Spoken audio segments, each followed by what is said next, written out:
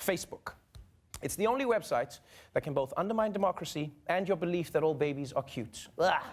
Get out of here, you weird-ass baby. Now, as you've probably heard by now, Facebook has lost control of its customers' data, and people are not happy about it. The crisis at Facebook intensifying. The Federal Trade Commission putting new pressure on Facebook over its failure to protect user data. Facebook investors are suing the social media company over massive stock losses in the wake of a major data scandal. Zuckerberg has now lost $9 billion in wealth in just the past 2 days. Oh no! Mark Zuckerberg has lost $9 billion. Now he only has $70 billion. You realize that's barely enough to furnish Ben Carson's office, right? You mean my wife's office?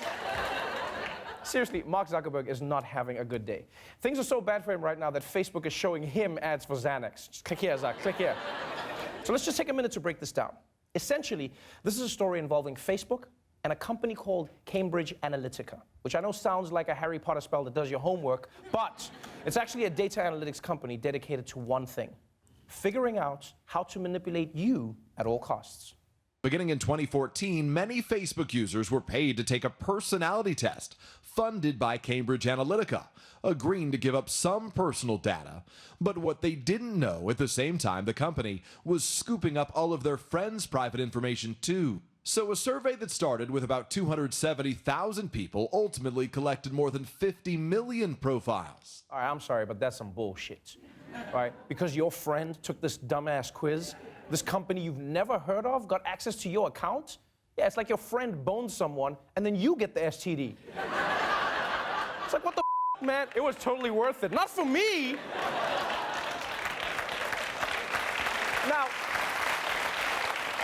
Now you might be saying, what do I care if Cambridge Analytica got my Facebook data? Like, I don't mind that people know that I like Ben Affleck's back tattoo. I think it brings out his eyes. But the truth is, in the wrong hands, our data can be used to do some pretty sinister things. The level of what can be predicted about you based on what you like on Facebook is higher than that your wife would say about you, what your parents or friends can say about you. Cambridge Analytica will try to pick at whatever mental weakness or vulnerability that we think you have and try to warp your perception of what's real around you. Okay, now that should scare you. Because if you've seen movies, you know that when the person with crazy hair gets stressed out, something really bad is going down. It's like, they hacked into the mainframe. I wouldn't believe you, but you've got purple dreadlocks.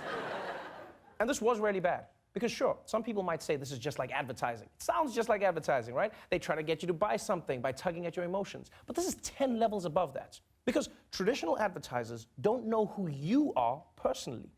Like, imagine if Samsung knew from Facebook data that you lost your dad last week.